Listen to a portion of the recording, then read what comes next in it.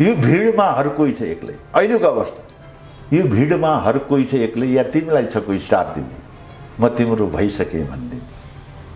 यो भिडमा हर कोही छ एक्लै, या तिमीलाई छ कोही साथ दिने, म तिम्रो भइसके भनिदिने। म देख्दछु जताततै छलै र जिन्दगीहरू छ, झुटमै र लुटमै बढेर जिन्दगीहरू।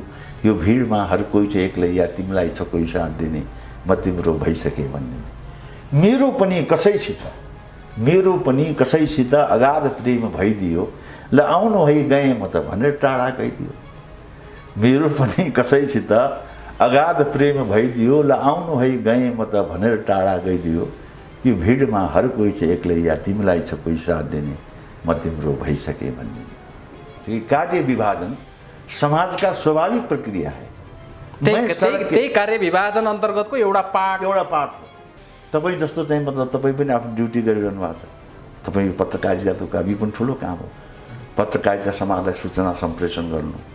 लोभी को समुद्र दे जाए उसके हाथों एक लोटा पानी किसी को नहीं मिलेगा, इससे तो अच्छा है मुझे भीख मांगा भिखारी दोस्त मिलने के बाद बाँट के तो खाएगा। त्यति बेला राजनीतिले परिवर्तन खोजिराखेको हो। तपाईले अघि नै भन्नुभयो इमान। मलाई तपाईँ सोध्नुहुन्छ भने पर्सनली के बताउन चाहन्छु भने पहिला राजनीति किन गर्ने हो। हामी जो पनि जनप्रतिनिधिहरू हुनुहुन्छ नि, उहाँले के सोध्नु पर्ने, मैले राजनीति किन गर्न हो, के को लागि गर्न लाग्यो, कहाँ गर्ने हो, कसको लागि गर्ने हो, थाहा हुनु पर्यो नि त। त्यो प्रश्न गर्ने जमात जन्मिन्छ होला, तपाईँ कल्पना जन्माउनु पर्यो। त्यो तपाईँहरू जन्माउनु पर्यो। कहिले जन्मिने हो, यो देश यतिकै छोडिदिनु भत्ता भङ्गा। जनतासँग झुट बोलेर तपाईँ हामीलाई नेता भन्न पनि त शरम लाग्नु पर्ने हो नि त।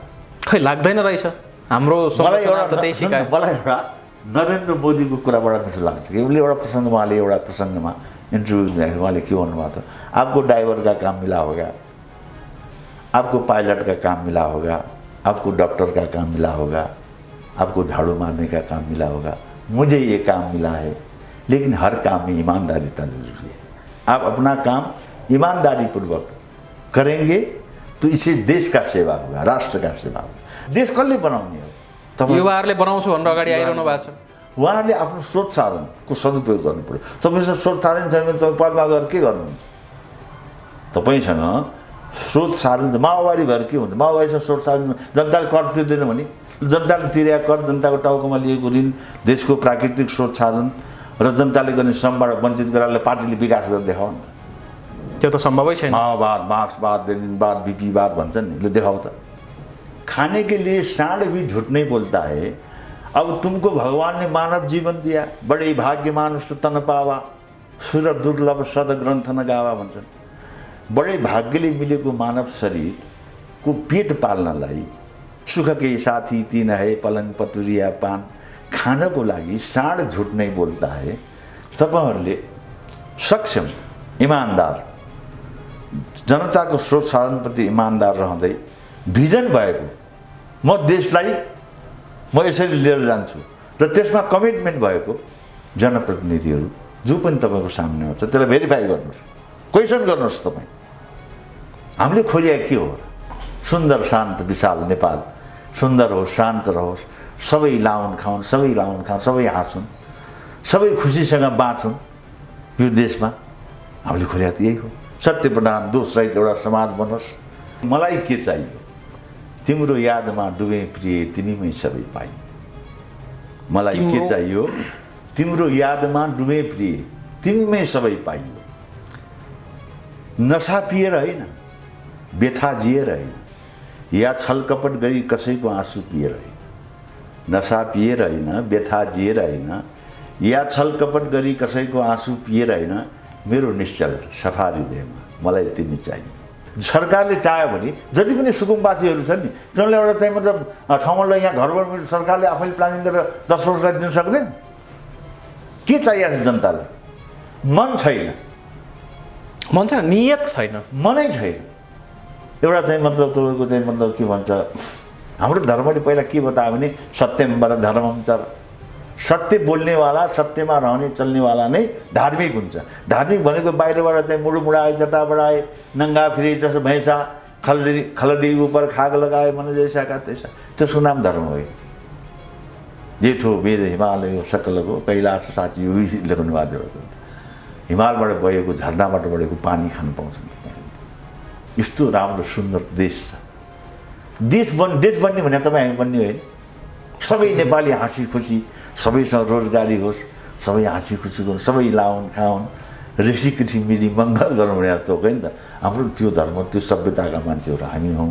तर हामीलाई अहिले सन्तोष आनन्द छैन। हेर्नुहोस्, जनताबाट चुने गएको जनप्रतिनिधि उसको फोकस त देशप्रति हुनुपर्छ नि त। तर आज त त्यो त उता आफैप्रति हुन्छ। नेपालमा हेर्नुहोस् त कयौँ विद्वानको हरेक सब्जेक्टका विद्वानहरू हुनुहुन्छ। छलकपट, अब के को लागि छलकपट? कुखुरा मासु खानलाई छलकपट गर्ने?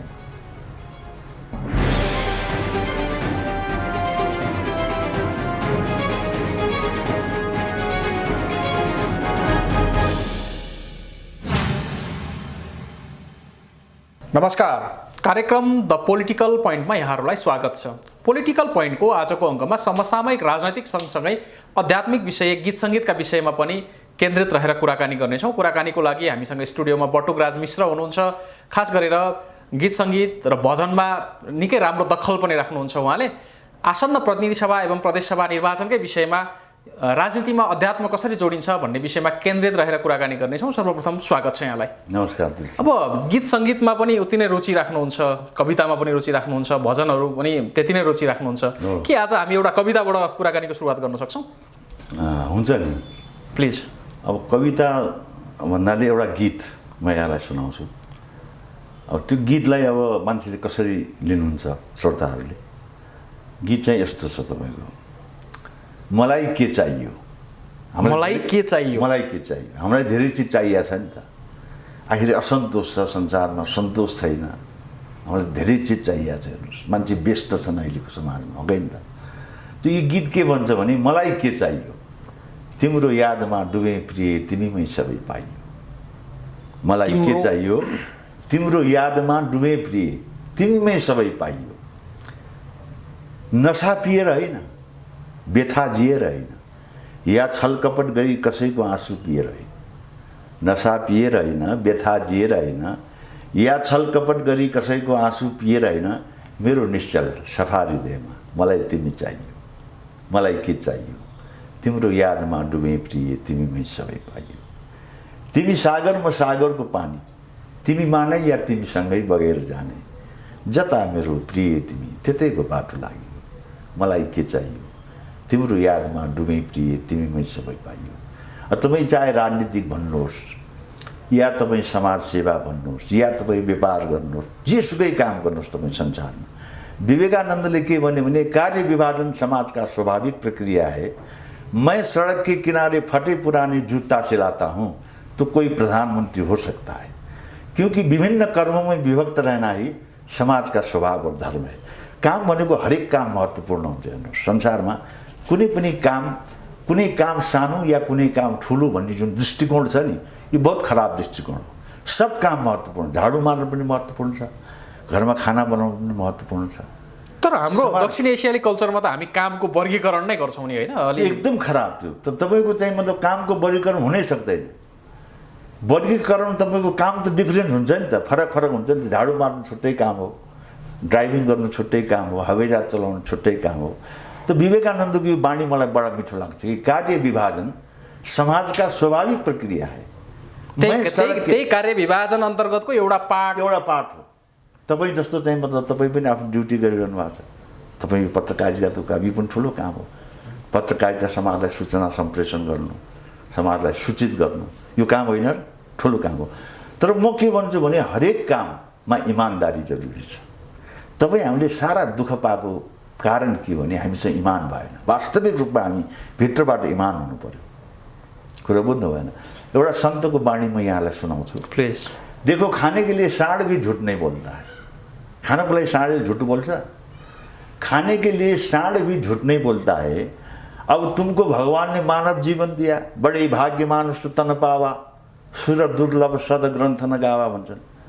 बडे भाग्यले मिलेको मानव शरीरको पेट पाल्नलाई सुख के साथी तीन है, पलंग पतुरिया पान। खानको लागि सांड झूठ नहीं बोलता है। अब इंसानले किन झूठ बोल्छ? साँडे आयो भने बाटो छोडिदिनुपर्छ। साँडले के खान्छ? घाँसफुस खान्छ, खानको लागि चिन्ता पनि गर्दैन। तपाईँ हामीले चाहिँ खानकै लागि, लाउनकै लागि, सुत्नकै लागि समाजसँग, राष्ट्रसँग, तपाईँ हाम्रै भाइ दाजुभाइहरूसँग जो झुट छल कपट गर्छौँ नि, त्यसैको परिणाम आज दुःख छ। हेर्नु संसार, म त एउटा कलाकार हुँ, गीत सङ्गीतको प्रेमी, एउटा समाजसेवी हो। हेर्नुहोस्, अब राजनीतिमा मलाई त्यति इन्ट्रेस्ट पनि छैन, तर म पनि इन्ट्रेस्ट छैन भन्नु नै सुन न, इन्ट्रेस्ट छैन भन्नु मतलब यो होइन कि म राजनीतिक नेपालमा के भइरहेछ, नेपालको चाहिँ मतलब राजनीतिक स्थिति, त्यसमा त म एउटा नागरिकको हैसियतले पनि मैले चाहिँ जान्न बुझ्ने त मेरो अधिकारको कुरा हो होइन। तर म अहिलेसम्म राजनीतिमा इन्भल्भ भएन। हेर्नुहोस्, मैले समाज सेवा गरेँ, अब तपाईँको गीत सङ्गीतमा मैले अध्ययन गरेँ, अब यसैमा म लागेको छु। हेर्नुहोस् भाइ, अहिले जस्तो राजनैतिक परिवर्तन एक किसिमले उत्कर्षमा छ भनौँ। अब राजनीति गर्दिनँ भन्दै पनि सर्जक स्रष्टा एउटा नागरिकको हिसाबले पनि राजनीतिलाई त नजिकबाट निहाल्नु भयो होला पक्कै पनि। यति बेला राजनीतिले परिवर्तन खोजिराखेको हो। तपाईँले अघि नै भन्नुभयो इमान। मलाई तपाईँ सोध्नुहुन्छ भने पर्सनली के बताउन चाहन्छु भने पहिला राजनीति किन गर्ने हो, हामी जो पनि जनप्रतिनिधिहरू हुनुहुन्छ नि, उहाँले के सोध्नु पर्ने, मैले राजनीति किन गर्ने हो, के को लागि गर्न लाग्यो, कहाँ गर्ने हो, कसको लागि गर्ने हो, त्यो थाहा हुनु पऱ्यो नि त। अहिले त राजनीति आफ्नो लागि भइराखेको छ। राजनीतिक भनेको नीतिको आविष्कार न्याय गर्नलाई भएको, जहाँसम्म मैले बुझेको कुरा म तपाईँलाई बताउँछु। नीतिको आविष्कार न्याय गर्नलाई भएको। हाम्रो शास्त्रले के भन्यो, सर्वे भवन्तु सुखिनः सर्वे सन्तु निरामया सर्वे भद्राणि पश्यन्तु मा कश्चित् दुःखभाग् भवेत्।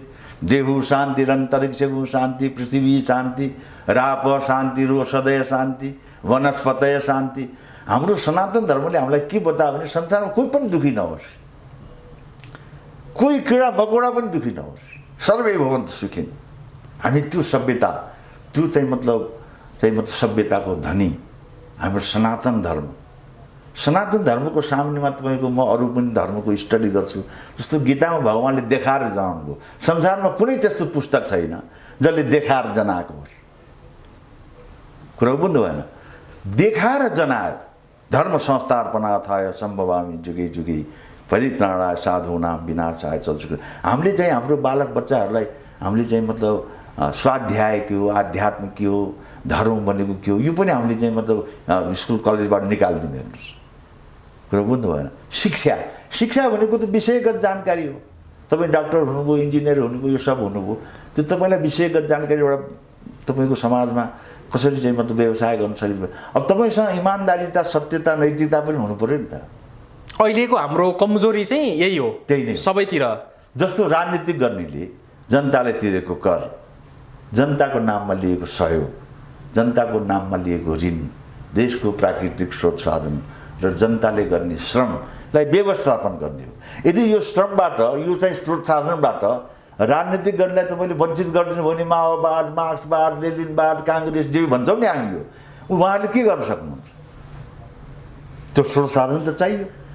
त्यो स्रोत साधनप्रति तपाईँमा इमान्दारिता हुनु पऱ्यो। त्यो स्रोत साधनको तपाईँले व्यवस्थापन गर्न सक्नु पऱ्यो, जहाँसम्म मलाई मेरो ज्ञानले बताएको कुराहरू। अहिलेको हाम्रो राजनैतिक संरचनाले चाहिँ त्यसलाई सम्बोधन गरेन। म त विदेश पनि गएर चाहिँ म त्यसो चाहिँ मतलब बच्चाहरूको प्रमोसनको लागि म त एउटा समाज सेवा पनि गर्छु। हेर्नुहोस्, विदेश पनि म गएर हेरेँ नि त। देशको चाहिँ प्राकृतिक स्रोत साधन जुन तपाईँ हामीसँग छ त्यसको सदुपयोग गर्नु। कहाँ घर बनाउने हो, रोड कसरी बनाउने हो, कहाँ खेती गर्ने हो, कहाँ मार्केट गर्ने हो, तपाईँ हामीसँग प्लानिङै भयो। तपाईँ हाम्रो जस्तो देशै छैन, त्यति सुन्दर देश हो नेपाल। यहाँको चाहिँ तपाईँको हावापानी हेर्नुहोस्, यहाँको मौसम हेर्नुहोस्, यस्तो सुन्दर देशमा तपाईँ हामी जन्मेका छौँ। यो हाम्रो सौभाग्यको कुरा हो। यो सुन्दर देशलाई बनाउने र यसलाई बिगार्ने जिम्मेवारी पनि हामी सम्पूर्ण नेपालीको हो नि त। अब हामी सजग हुनुपर्छ। हेर्नुहोस्, हामी सजग चाहिँ के कुरामा हुने? अहिले सजग के हुनुपर्छ भने आफ्नो स्रोत साधनपछि सजग हुनु पऱ्यो। तपाईँ हामी अर्ग्यानिक फुड खान्थ्यौँ पहिला, तपाईँहरूले त खान पनि पाउनु भएन सायद। हाम्रो पुस्तालेसम्म अलिअलि चाख्न पाएँ, अलिअलि चाख्न पाउनुभयो कि नभए त्यो पनि पाउनु भएन। पहिलाको काउली पहिला कहाँ गयो त्यो खाना? आखिर हामीले के पायौँ? खानै हामीलाई शुद्ध छैन, खानै हामी सही खान पाउँदैनौँ भने जीवनमा हामीले उपलब्धि के गर्यौँ? हामी अहिले भागदौड चाहिँ किन गर्छौँ दैनिक जीवनमा? ज्ञानै छैन। दौड छ, दौड के जित मलाई जस्तो कि सोच। अब 10 तिरबाट 10वटा काम तपाईँको चाहिँ म जथाभावी हात हालेपछि अब हेर्नु काठमाडौँको हालत कस्तो छ अहिले, जहाँ पनि जान्छ छैन। कस्तो सुन्दर हुनुपर्ने हो काठमाडौँ। यो घर सबै हामी डाँडा बनाउन सक्थ्यौँ। पृथ्वीनारायण शाहले खेतीयोग्य भूमिमा घर नबनाउनु भन्नुभएको थियो। कस्तो महान कुरा थियो, खेतीयोग्य भूमिमा घर नबनाउनु। अहिले हामी घर बनाएर सखा आयात गर्छौँ। अब पछि आउने जेनेरेसनले त खेतीयोग्य भूमि कहाँ खेती, यो पाहाडमा सबै फलफुल खेती गर्न सकिन्थ्यो। कहाँ घर बनाउने त्यो पनि त सरकारले तय गर्न सक्छ नि त। सरकार भनेको त देशको अभिभावक हो। कहाँ घर बनाउने के चाहिएको छ मान्छेलाई। कबीरदासको एउटा बाणी सुनाउनु मन लाग्छ मलाई। प्लिज। सुखकै साथी तीन है, पलङ पतुरिया पान हुन्छ। यो संसारमा 3टा सुखको साथी छ अरे। पलङ भनेको सुत्ने घर मकान, कुटिया, झोपडी, गरिबको झोपडी हुन्छ, धनी धनीका महल हुन्छन्। त्यहाँ के गर्छ मान्छेले, आराम गर्छ, सुत्छ। पतुरिया भनेको पत्नीजी, पत्नीजीको लागि पतिजी। पलङ पतुरिया, पान भनेको खानेकुरा हो कि नि त। यो 3टा तपाईँ हाम्रो शरीरले डाइरेक्ट शरीरसँग रिलेटेड कुरा हो। तपाईँ हामीलाई यो चिज जरुरी छ हो कि नि त। यो पनि त तपाईँको यो गर्नको लागि तपाईँले हामीले खानै बिगारिदिने, तपाईँको प्राकृतिक स्रोत साधनै खत्तम बनाइदिने, कहाँ के गर्नुपर्ने त्यो पनि जानकारी छैन। जथाभावी चाहिँ तपाईँको गरेपछि त देशको प्रकृति नै बिग्रियो नि त। यसमा हामी नागरिक चुक्यौँ कि यो देशलाई त भगवान कृष्णले गीता भन्नु दुग्ध गोपाल नन्दन, जलको सदुपयोग कसरी गर्ने, जङ्गलको सदुपयोग कसरी गर्ने, खेतीयोग्य भूमिको सदुपयोग गर्ने कसरी गर्ने। हाम्रो चाहिँ मतलब जडीबुटीको के छैन नेपालमा, खाने कति छ, त्यो खानेको सदुपयोग कसरी गर्ने। देशको सबै विद्वान मिलेर, देशका राजनीतिक दल मिलेर यो देशलाई कस्तो बनाउने भन्ने कुरा मास्टर प्लान गर्न सकिँदैन। यसमा हामी नागरिक मैले यही हजुरलाई रोकेर प्रश्न सोधेँ। यसमा हामी नागरिक पनि चुक्यौँ कि सरकार मात्रै चुक्यो? नागरिक भनेको त तपाईँको चाहिँ मतलब कोही चाहिँ मतलब बेरोजगार हुन्छन्, कोही रोजगार हुन्छन्, कयौँका कतिपय कुराको टेन्सन हुन्छन् मान्छेमा। आफ्नो नेपालमा रोजगारी छैन। अहिले कयौँ नेपालीहरू विदेशीका छन्। किन विदेशी हुनुपर्छ नेपालीहरू? आफ्नै देशमा काम गर्न सक्थे नि। हामीले हाम्रो चाहिँ मतलब जनशक्तिलाई हामीले चाहिँ बाहिर चाहिँ सेवामा लगाइरहेछन्।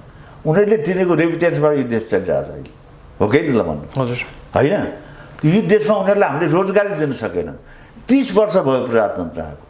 यदि उहाँहरूसँग राष्ट्रिय नीति हुँदो हो त 30 वर्षमा यो देशले धेरै फड्को मार्न सक्दैन थियो। अहिले त यहाँ 1 महिना रेमिटेन्स कम आयो भने हामी लिक्विडिटी अभाव झेल्नुपर्छ। कि नेपालमा विद्वान कस्ता विद्वानहरू हुनुहुन्छ, कस्ता विशेषज्ञहरू हुनुहुन्छ, नभएको होइन नि त। तर हामीमा अहङ्कार, विमूढात्मा पश्यन्ति ज्ञान चक्षुषा, अहङ्कार, तपाईँको अभिमान, घमण्ड, छल कपट। तपाईँको रामायणमा के लेखाएको छ भने भगवानलाई मन नपर्ने कुरा, मोहे छल कपट न छिद्र न भावा, निर्मल जन सोही मुझे पावा, सरल स्वभाव न मन कुटिलाई, जथा लाभ सन्तोष सदाई। हाम्रो त्यो सरलता भएन, स्वभावमा चाहिँ सरलता छैन। हामी एक दुसरेलाई सहयोग गर्दैनौँ, एक दुसरेलाई हेल्प मद्दत गर्दैनौँ। तपाईँको एउटा गीत म अर्को सुनाउनु मन लाग्छ मलाई। यो भिडमा हर कोही छ एक्लै। अहिलेको अवस्था बताउनु ला मैले तपाईँलाई कुरो पनि त भयो। अहिलेको हाम्रो अवस्था कस्तो भने त्यो कलाकारले पनि त्यसै गीत लेख्दैन नि त। समाजको चित्रण गरे हुन्छ कलाकारले। समाजसँग सबैभन्दा नजिक सर्जकहरू नै हुन्छ, नजिक हुन्छ, समाजलाई उसले नजिकबाट हेरे हुन्छ। कलाकारमा त्यो संवेदना हुन्छ, हेर्नु सबैमा त्यो हुँदैन, हुन्छ र? त्यही भएर त सर्जक छुट्टै भूमिका छ नि। एउटा गीत सुनाउनु प्लिज। यो भिडमा हर कोही छ एक्लै। अहिलेको अवस्था, यो भिडमा हर कोही छ एक्लै, या तिमीलाई छ कोही साथ दिने, म तिम्रो भइसकेँ भनिदिने। यो भिडमा हर कोही छ एक्लै, या तिमीलाई छ कोही साथ दिने, म तिम्रो भइसकेँ भनिदिने। म देख्दछु जताततै छलै र जिन्दगीहरू छ, झुटमै र लुटमै बढेर जिन्दगीहरू। यो भिडमा हर कोही छ एक्लै, या तिमीलाई छ कोही साथ दिने, म तिम्रो भइसकेँ भनिदिने। मेरो पनि कसैसित अगाध प्रेम भइदियो, ल आउनु है गएँ म त भनेर टाढा गइदियो। मेरो पनि कसैसित अगाध प्रेम भइदियो, ल आउनु है गएँ म त भनेर टाढा गइदियो। यो भिडमा हर कोही छ एक्लै, या तिमीलाई छ कोही साथ दिने, म तिम्रो भइसकेँ भनिदिने। यो मन न हो कता कता, यो मन न हो कता कता उडेर आकाश छोइदिने। यो मन न हो कता कता उडेर आकाश छोइदिने। यो तन न हो कतै यहाँ एक्लै बसेर रोइदिने। सबै मान्छे एक्लै छन्। हेर्नुहोस्, समाजप्रतिको एउटा ओडालाई सक्षम बनाउन सक्नुभयो भने, जस्तो ओडा, म त के भन्छु भनेदेखि नि, वडा कार्यालयले, वडा भनेको एउटा त्यही मतलब स्थानीय सरकार भन्छौँ हामी जसलाई, जनताको सबैभन्दा नजिकको सरकार पनि हो। वडाले हरेक मान्छेलाई आइडेन्टिफाई गर्न सक्छ। कसको कति आम्दानी छ, कसको जागिर छ कि छैन, कसको नोकरी पेसा के छ, कसलाई उत्थान गर्नुपर्ने हो, कसको कल्याण गर्नुपर्ने हो। गिरी पढेकालाई नै उठाउने हो।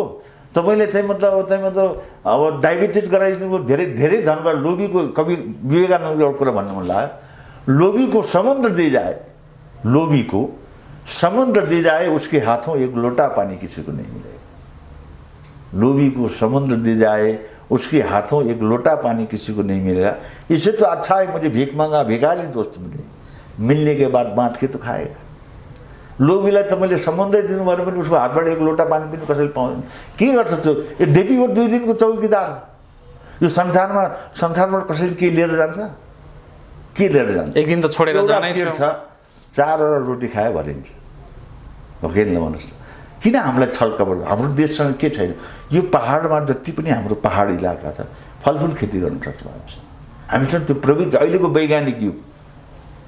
वैज्ञानिक प्रविधिमा जे पनि कहाँ घर बनाउने सरकारले चाह्यो भने जति पनि सुकुम्बासीहरू छन् नि तिनीहरूलाई एउटा चाहिँ मतलब ठाउँलाई यहाँ घर बनाउने सरकारले आफैले प्लानिङ गरेर 10 वर्षलाई दिन सक्दैन? के चाहिएको छ जनतालाई? मन छैन, नियत छैन, मनै छैन। एउटा चाहिँ मतलब तपाईँको चाहिँ मतलब के भन्छ, यो कस्तो नशा हो जिन्दगीको लागि रहन्छ रहर, हेर्छु सबैतिर कहीँ भेटिँदैन, दुखेको छ आफ्नै अन्तर। खोले सबैले ढोका हृदयको मिलेकै थियो सारा जगत, माटो छ जिन्दगी, माटोकै माया भेटिँदैन। सब चिज गर्न सकिन्छ। हेर्नुहोस् हामीलाई के चाहिएको छ र?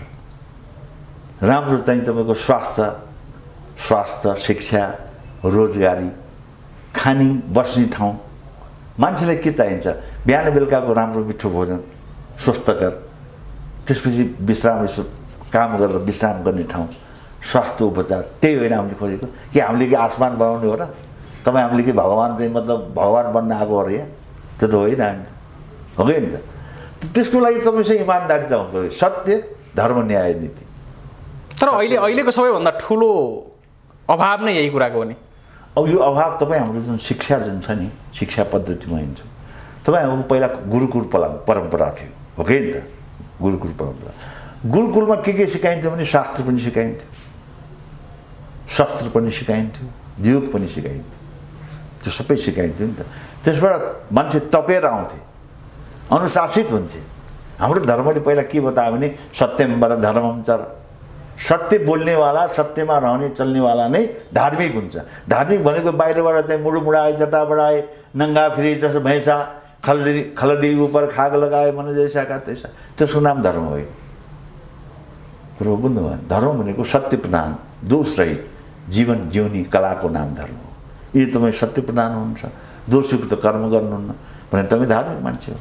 हामी दोषयुक्त कर्म गर्छौँ त हामी असत्य गर्ने, भ्रष्टाचार गर्ने, झुट बोल्ने, अनि चाहिँ मतलब सत्य हाम्रो सामने कसरी आउन सक्छ?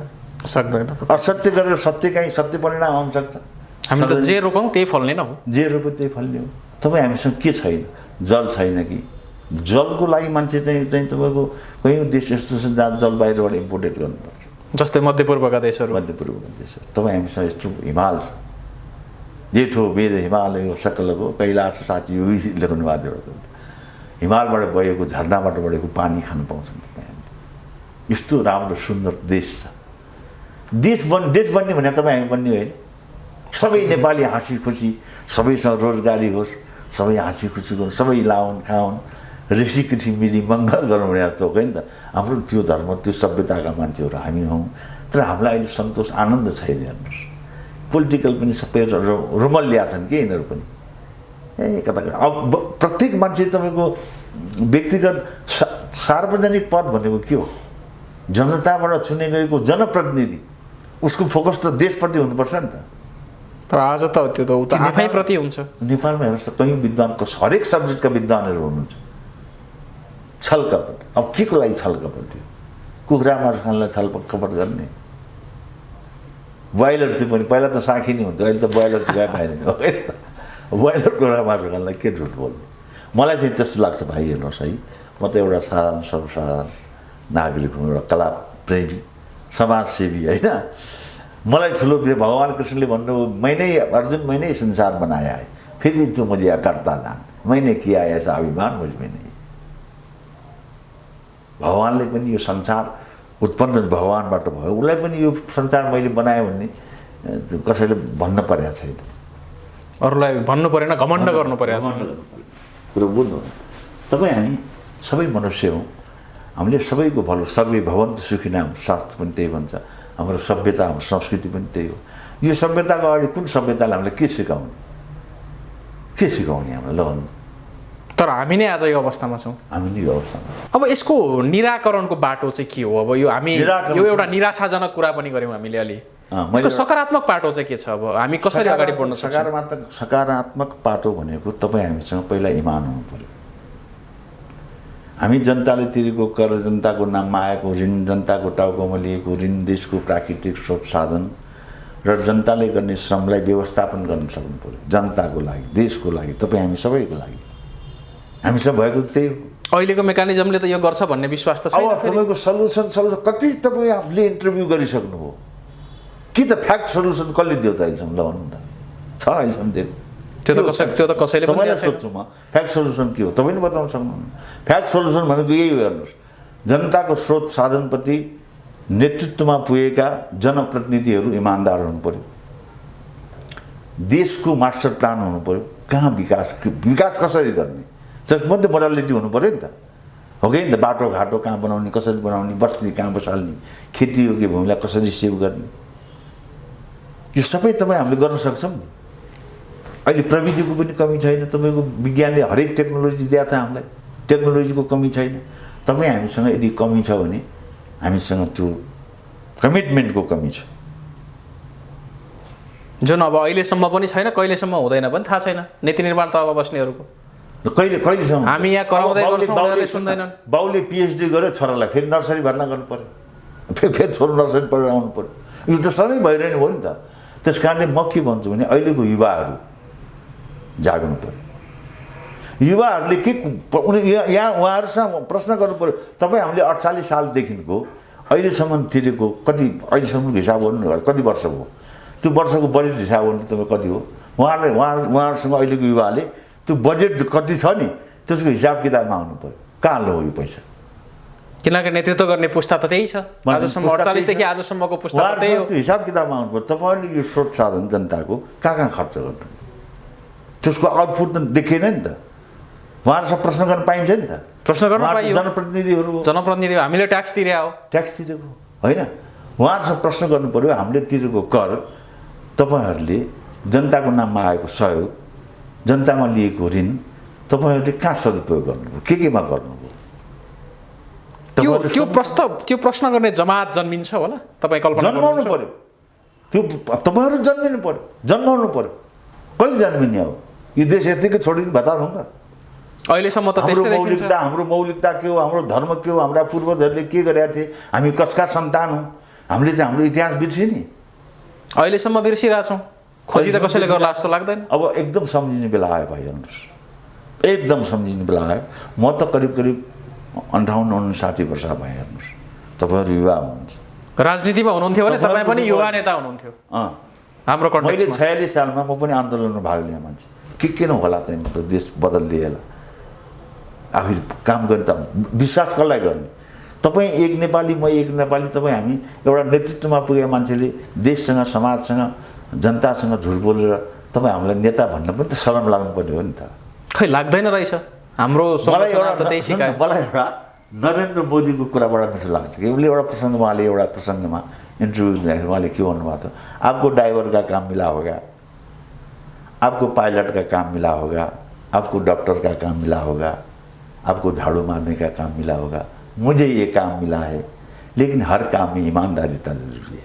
आप अपना काम ईमानदारी पूर्वक करेंगे तो इसे देश का सेवा होगा, राष्ट्र का सेवा होगा। राष्ट्र सेवा भने एउटा प्रधानमन्त्री देश बनाउने होइन नि, समाजका हरेक मान्छे अनुशासित हुनु पर्यो।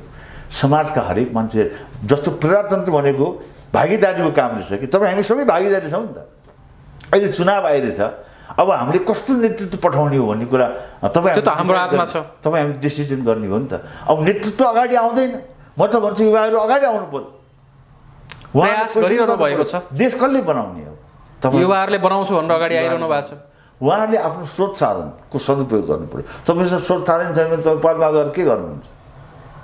तपाईँसँग स्रोत साधन माओवादी भएर के हुन्छ? माओवादीसँग स्रोत साधन जनताले कर तिर्दैन भने जनताले तिरेको कर, जनताको टाउकोमा लिएको ऋण, देशको प्राकृतिक स्रोत साधन र जनताले गर्ने श्रमबाट वञ्चित गराएर पार्टीले विकास गरेर देखाऊ नि त। त्यो त सम्भवै छैन। माओवाद, मार्क्सवाद, लेनिनवाद, बिपीवाद भन्छन् नि, ल देखाऊ त। यदि तिमीले त्यो स्रोत साधनको परिचालन गर्छौ र तिमी त्यही स्रोत साधनमा तिमी बसेका छौ भने तिमीले सब कुराको जवाफदेही तिमी हुनु पर्यो नि त। हामीले खोजेका के हो र? सुन्दर शान्त विशाल नेपाल, सुन्दर होस्, शान्त रहोस्, सबै लाउन खाउन्, सबै हाँसुन्, सबै खुसीसँग बाँचुन् यो देशमा। हामीले खोजेका त यही हो। सत्य प्रधान, दोष रहित एउटा समाज बनोस्, भाइचाराको, प्रेमको, सद्भावको, सहयोगको, एक आपसी सहयोग गरेर कोही मान्छे गरिब हुन्छ? कसैलाई पीडा भइरहेछ तपाईँ त्यसमा सहयोग गर्ने मान्छेले पहिला सहयोगै माग्दैन। हतपति मान्छेले कसैले सहयोग मागिहाल्छ भने तपाईँसँग त्यो क्षमता शक्ति छ भने तपाईँले सहयोग नगर्ने? तपाईँ सामाजिक प्राणी कसरी भयो त? समाजप्रति तपाईँको उत्तरदायी के त हो कि नि त? यी सबै कुरा हुन् जहाँसम्म मलाई लाग्छ भाइ है, मलाई यही कुरा लाग्छ। अब त्योभन्दा कुनै विशेष ठुलो कुरा त्यस्तो छ भने त त्यस्तो कुरा मैले सुनेको छैन। म तपाईँलाई के बताउँ है, मैले बुझेको कुरा यही हो भाइ। हामी कुराकानीको अन्त्यमा पनि आयौँ। जाँदा जाँदै हाम्रो कार्यक्रम हेरेर बसिरहनुभएका आम दर्शकहरूलाई चाहिँ के भन्न चाहनुहुन्छ? निर्वाचनको माहौल पनि छ। निर्वाचनको माहौल आइरहेछ। तपाईँहरूले सक्षम, इमान्दार, जनताको स्रोत साधनप्रति इमान्दार रहँदै भिजन भएको म देशलाई म यसरी लिएर जान्छु र त्यसमा कमिटमेन्ट भएको जनप्रतिनिधिहरू जो पनि तपाईँको सामनेमा छ त्यसलाई भेरिफाई गर्नुहोस्, क्वेसन गर्नुहोस्। तपाईँ उहाँहरूको एकरो भाषण सुन्ने होइन, तपाईँले क्वेसन गर्नुहोस्। तपाईँ के गर्नुहुन्छ देशलाई सोध्नुहोस्, प्रश्न गर्नुहोस्। देशलाई कसरी अगाडि बढाउनुहुन्छ? कुन स्रोत साधनको परिचालन गर्नुहुन्छ? तपाईँसँग के छ स्रोत साधन देशलाई अगाडि बढाउनु? क्वेसन गर्नु नि तपाईँहरू, होइन र? उहाँको जन जिम्मेवारी छ, तपाईँको पनि जिम्मेवारी छ, हामी सबैको जिम्मेवारी छ। त म के चाहन्छु भने सबै श्रोताहरूलाई हामीले अब छान्दाखेरि एउटा त्यस्तो नेतृत्व छान्नु पर्यो जसले देशलाई माया गरोस्, जनतालाई माया गरोस् र जनताको स्रोत साधनप्रति इमान्दारी होस्।